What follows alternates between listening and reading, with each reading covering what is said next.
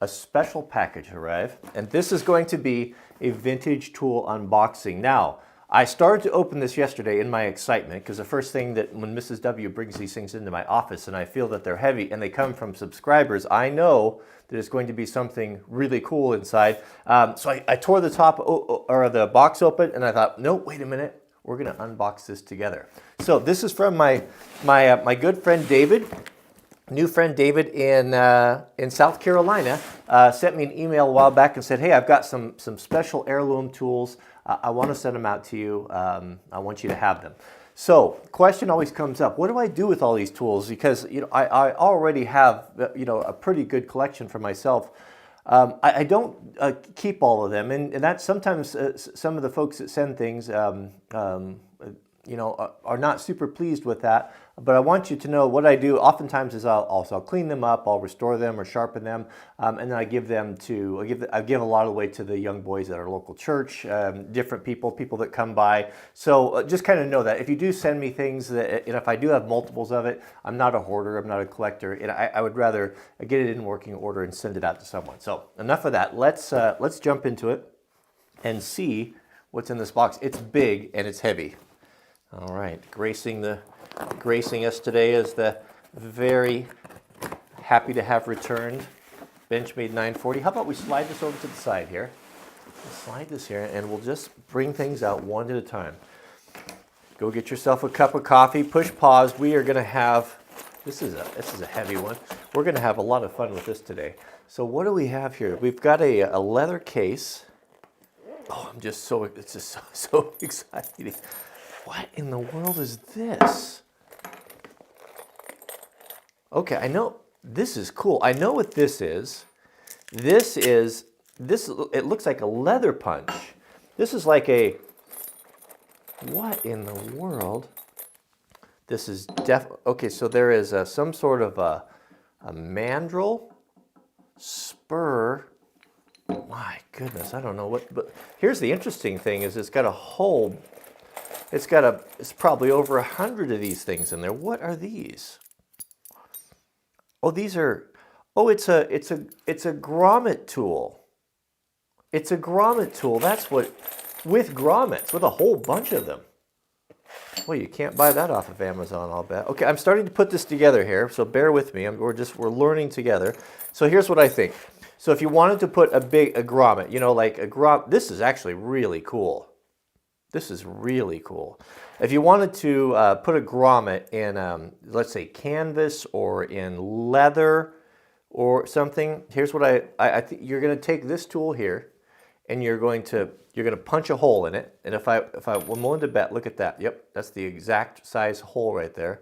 And then you're going to put this here's got some teeth on it that will mash out. One will grab the leather or the material. The other will fold underneath of those deals there and make a grommet. And then once you have that placed, then you would set this in the mandrel here like this, and you will strike that down with a hammer and make a grommet. I mean, that is neat. That's one I'm not going to be giving away. We'll have to make something really cool with that. There's a whole bunch of them, and there's hundreds of them in there. Look at that. Well, nicely done, David. I have never seen that before. That is a very welcome surprise. Boy, we're starting off on a high note here. Can it get any better? All right, we've got a plastic bag here with a pair of leather gloves inside.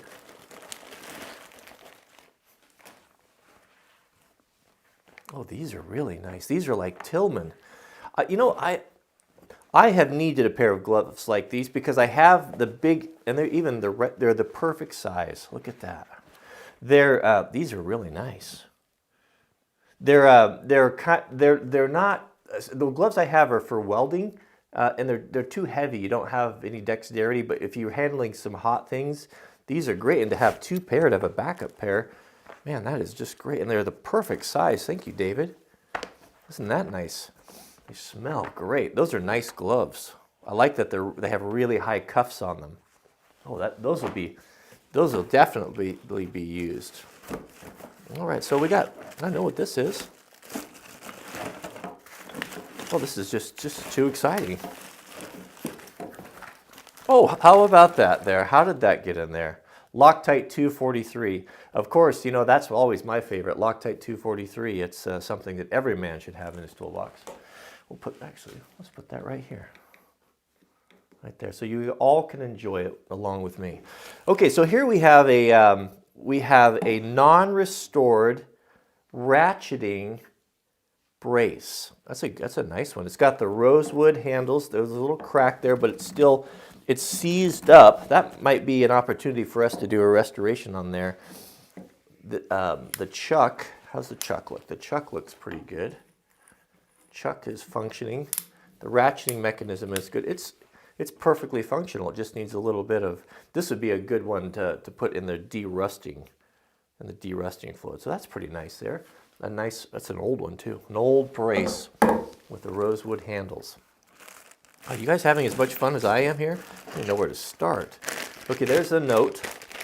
Well, we don't want to cheat. We'll save that for later in case we can't answer any questions. Well, we have something really big here. Oh, I think I know what this is.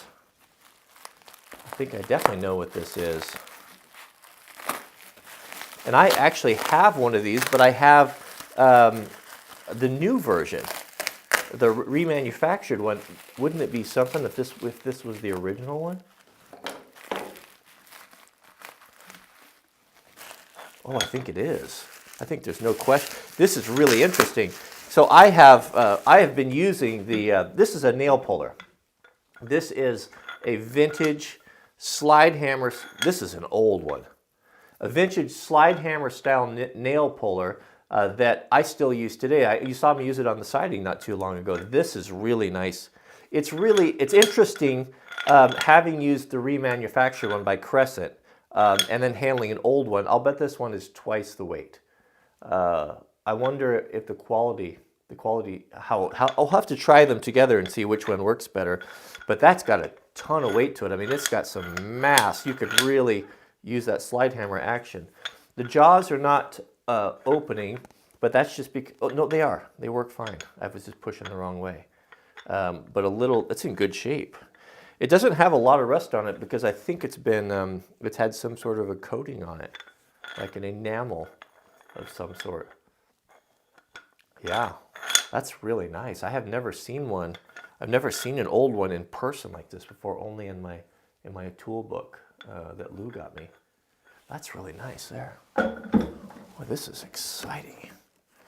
All right, so next looks like we have a vintage pair of scissors. You know, it is hard to find quality scissors. These old ones are, look at that. So these are a nice general purpose Nashville made by the Arrow Company. I've not heard of these. Their quality, you can feel them. They're just like butter. And they're not in their unrestored condition. That's really nice. This is one of, boy, that's a nice set. This is one of the I can't explain the feel of these. It feels like quality, you know, when you can just feel it. This is a great general purpose pair. I've got over there well, you saw me trying to use some scissors. I don't remember what we were doing. That they weren't working very well. They were just those cheap Fisker scissors that once were good scissors and not so much anymore. But this is a pair that we can, you know, this would be a good opportunity for us to, I know that the Russian knife sharpener has a jig for sharpening scissors and I haven't used it. We'll try it out on there, but these are nice. These would be my new shop scissors. I'll get rid of those crummy Fiskers and keep these in here. But this is handy to have you can cut leather, you can cut canvas, you know, just I'm always grabbing them all the time and I'm always lamenting the fact that how terrible they were. So that's a nice set of scissors right there.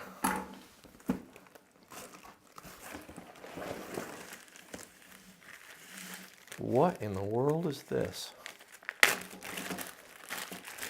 We might be stymied here. Okay, so this says on it, it says made in USA, BMC Manufacturing, Panther, Birmingham, number 9. I'm gonna have to get my, you know, I think all it is, I think it's like the grandfather of the RoboGrip. It's an adjustable plier with a plastic in there. Maybe a Bakelite or something. That's pretty old. That's pretty clever. You know, look at the way the steel is laminated there. You can see right there. It's just like a RoboGrip. A RoboGrip is a pair of pliers, kind of channel locks with springs on them that you automatically adjust to the fastener that you want to tighten. And that's what these kind of do. So they open up. It's like a pair of vice grips that doesn't lock. That's interesting. I've never seen anything like that before. Good condition too. All right, let's see what else we got here. Oh, we've got a folding ruler. These are nice. I have one of these. Unfortunately, oh, and a file. Well, so this is I've never seen a file like this before. Look how tiny it is. It's a very fine file. This is a handy file for doing, for sharpening. It's very fine. It's got the concave on one side, the rounded on one side for doing grooves and everything. This would be a good file for filing small rasps, or not rasps, but gouges. Fits in the hand nice. That's really interesting. Quality too. It looks like it's a, oh, I can't read. I should have brought my reading glasses. Here we have, now before tape measures, before we had tape, you know, a regular Stanley tape measures, we had the carpenters would pack these folding rules. You know, they'd wear the apron here, and you always have that in your pocket. When you need to measure, you would fold this. This one's beautiful. It looks like it's, how many inches do we have there? It's 24 inches, so it'd be 2 feet. I'm gonna keep this here because I have one of these that my father-in-law gave me, but the numbers on them are so dark that I haven't been able to use them. I can't read it very well. And look at the brass, the craftsmanship, and all of the segmented lines in there. That is nice. What a beautiful thing. No metric, as will please you, I know, as it pleases me, but maybe my master will. I'm going to keep that right here. I'll use that on my workbench. What do we have here? It looks like we have maybe a sheath knife. Is there something in there? What was that? No. We have a sheath knife here. Oh yeah, that's an old Western knife. This is very similar to the first my first hunting knife that my granddad gave me. Yeah, that is, look at that. Boy, is that not classic Americana hunting skinning knife right there. Leather wrapped handle. All original. That's really beautiful, isn't it? The Western knife. Yeah, I remember that. I bought one, my granddad and I, I don't remember how that was. I think he bought me one and then I bought him one. There was one that they made that had a hatchet combination with a knife sheath on the outside and it was really nice because we used to carry a heavy hatchet when we would go elk hunting, and we'd use a hatchet for splitting the pelvis when you're butchering, cutting through the girdle bone or whatever you call it when you're quartering meat. We would use that, and we got those Western ones because they were really thin and they were a lot easier to pack around hunting with all the gear. But that's really nice. That reminds me of the one Granddad gave me. That's pretty cool.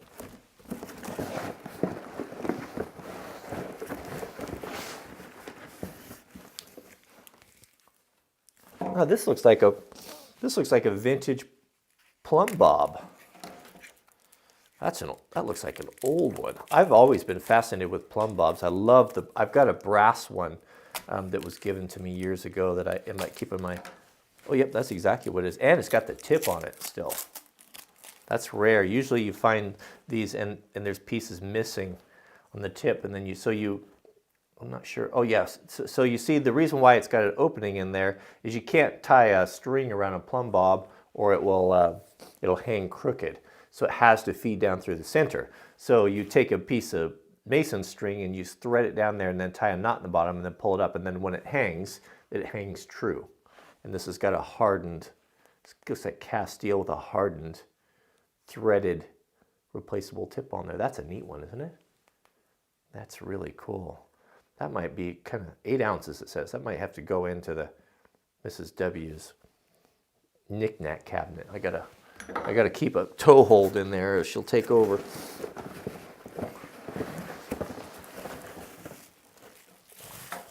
Out here. Oh, look at that. What a that's a cutie. That's a Johnson. These are iconic here. These are carpenter's clamps. Johnson's. I believe they're made in. They originally started in Sweden or Scandinavia. I want to show you something here. I have the big one, and I've never had a little one. Look at that. These are old school. These are really nice clamps. Yep, or Jorgensen, not Johnson. Excuse me, Jorgensen, made in USA, and there's its little brother, the little tiny one.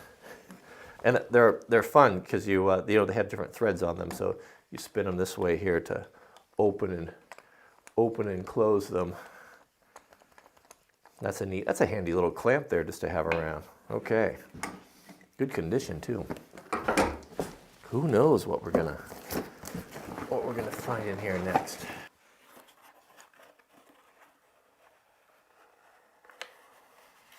Now I have actually really been wanting one of these. I know what. Do you know what this is? You see that? If I'm right, I think this is what it is. So when you're stitching leather, you can run a line where you want your stitch to be, right? Like with your finger there, and you run this along the line, and it makes little indentations, little holes, or reference marks, so you know where to put your needle. So you have a nice consistent thread, and you're not some wider and some narrower. That's nice.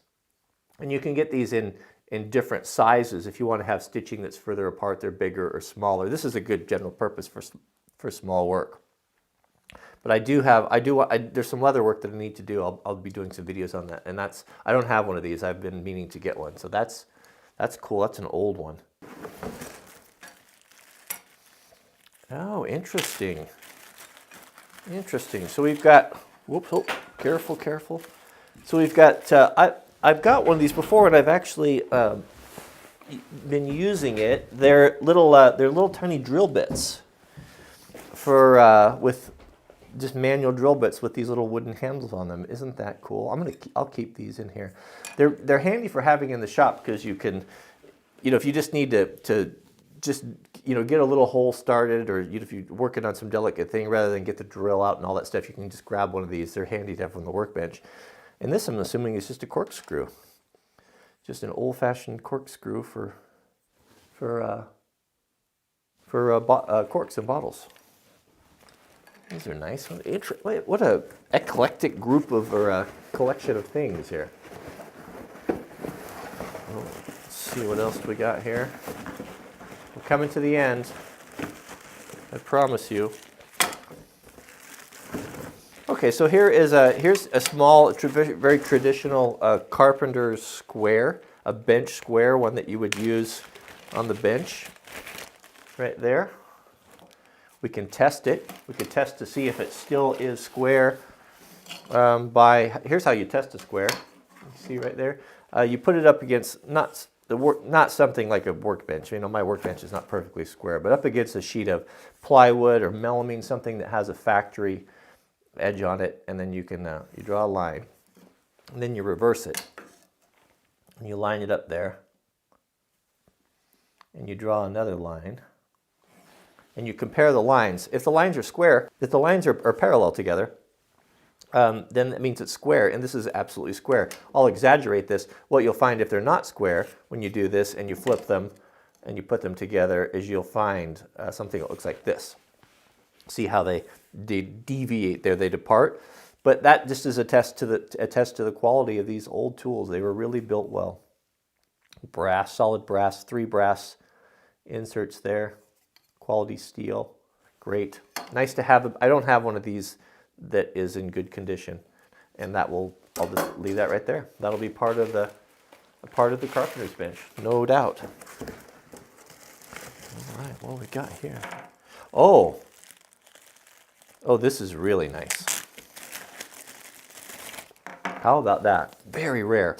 These are the original Stanley 750 You see these here? The original Stanley 750 chisel handles, factory ones. They have, they should be, look how good a condition they're in too. And they're just twins. It's a brace of them. How about that? I have got chisels that I don't have handles for. I'll be curious to see if these fit. They're gonna be for some of the larger chisels, probably a 1 inch or 3/4, but they've got you can see, I believe it's a stacked leather. I think they put a stacked leather on there to soften the blow and the impact to the hand. Very rare. I probably am not going to use these. I'll probably use these as patterns on my lathe to recreate handles, because I haven't, the original ones are becoming so rare. That is neat. I wonder, that's really nice. Boy, some real treasure. So I have to, so people are going to ask, so of all of the stuff, what is your favorite? What is your favorite of the lot? And I'd have to say the grommet tool.